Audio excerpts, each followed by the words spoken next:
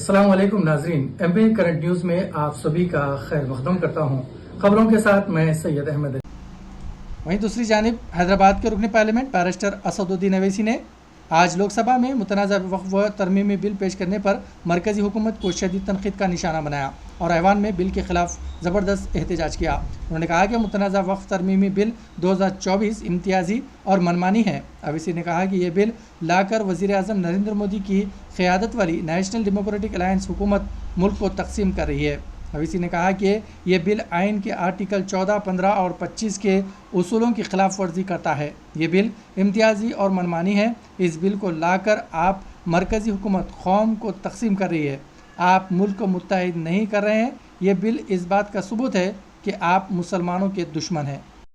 Notice under Rule 72 to oppose the Waqf Amendment Bill. Sir, I oppose the introduction of the bill under Rule 72(2) on the grounds that this House does not have the competence to make these amendments. This bill patently violates the principles provided in Article 14, 15 and 25. Sir, it is both discriminatory, arbitrary. It is a grave attack on the basic structure of the Constitution as it violates the principle of judicial independence, separation of powers. Sir, one thing has to be understood, that the Waqf management of a property is an essential religious practice for a Muslim.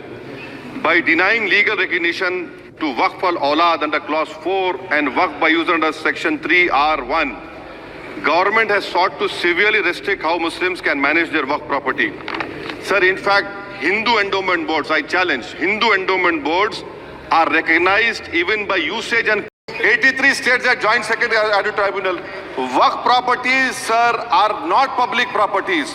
By removing Waqf by user, this government wants to take over Dargah, Masjid and Waqf properties. Sir, take this example of 107. You have made it more difficult to be removed. Encroachment happens. Section 37 removes protection to Waqf properties.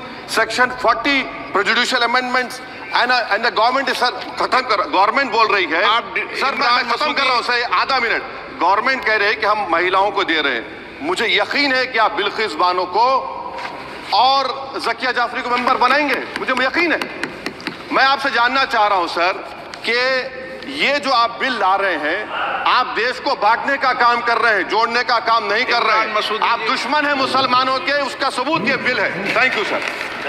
माननीय अध्यक्ष जी, वक्त तरमीमी bill 2024 bill पेश करने के मौके पर opposition जमातों ने ऐवान में हंगामा किया। जब यह बिल लोकसभा में पेश किया गया तो कांग्रेस ने एतराज़ करते हुए सवाल किया कि क्या अयोध्या मंदिर बोर्ड में गैर हिंदू शामिल हो सकते हैं। कांग्रेस के रुकन पार्लियामेंट के सी वेणुगोपाल ने कहा कि ये आइन की तरफ से फराहम करदा मजहबी और बुनियादी हुकूक पर हमला है। वक्फ बोर्ड के पास जायदादें इन लोगों के ज़रिए आती है जो इसे अतिया करते हैं। हुकूमत इस बिल के ज़रिए यह इल्तिज़ाम आयद कर रही है कि गैर मुस्लिम भी गवर्निंग काउंसिल्स के रुकन हो सकते हैं। वेणुगोपाल ने हुकूमत से पूछा कि क्या अयोध्या मंदिर बोर्ड का कोई हिस्सा गैर हिंदू बन सकता है। गैर मुस्लिम को वक्फ काउंसिल का हिस्सा बनाना मज़हब की आज़ादी के हुकूक पर हमला है। उन्होंने मज़ीद कहा कि हुकूमत अब भी मुसलमानों को निशाना बना रही है। इसके बाद ईसाइयों, जैनों और पारसियों को निशाना बनाया जाएगा। कांग्रेस कायद ने यह भी कहा है कि हम लोग भी हिंदू हैं, लेकिन साथ ही हम दिगर मज़ाहब का भी एहतराम करते हैं। कांग्रेस रुकन पार्लियामेंट ने बताया कि ये बिल आइन में दिए गए हुकूक पर चोट है। इस बिल के ज़रिए आइन पर हमला किया जा रहा है।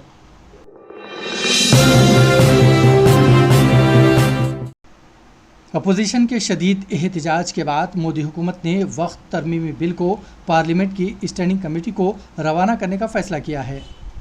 लोकसभा में इस मुतनाज़ा बिल को पेश करने के बाद वज़ीर अक़लियती उमूर किरण रिजिजू ने 1 घंटे तक इस बिल की मुख्तलिफ नुकात को पेश करते हुए इसे मुस्लिम कम्युनिटी के हक़ में दुरुस्त करार दिया और अपोजिशन पर मुसलमानों को गुमराह करने का इल्ज़ाम आयद किया। मरकज़ी वज़ीर की तकरीर के दौरान मजलिस के रुकन पार्लियामेंट बैरिस्टर असदुद्दीन अवैसी और अपोजिशन इंडिया इत्तेहाद के अरकान काफ़ी एहतजाज कर रहे थे और अपनी तकरीर ख़त्म करते हुए वज़ीर अक़लियती उमूर किरण रिजिजू आखिर ने इस बिल को जॉइंट पार्लियामेंट्री कमेटी JPC को भेजने की तजवीज़ पेश की ताकि इस बिल की तफसीली जांच की जा सके। मरकज़ी वज़ीर की इस तजवीज़ पर लोकसभा स्पीकर ओम बिरला ने कहा है कि वो इस मामले में कमेटी बनाने का अमल जल्द अंजाम देंगे। मोदी हुकूमत की जानिब से मुतनाज़ा बिल को पार्लियामेंट की जॉइंट कमेटी को रुजू करने के फैसले को सियासी जमातें पार्लियामेंट में कांग्रेस ज़ेर क़यादत इंडिया इत्तेहाद की बड़ी कामयाबी करार दे रहे हैं। यही इख्तिताम पजीर होता है। हमें सारी टीम के साथ इजाज़त दीजिए और हाँ, एमए करंट न्यूज़ को सब्सक्राइब करना और लाइक करना ना भूलें।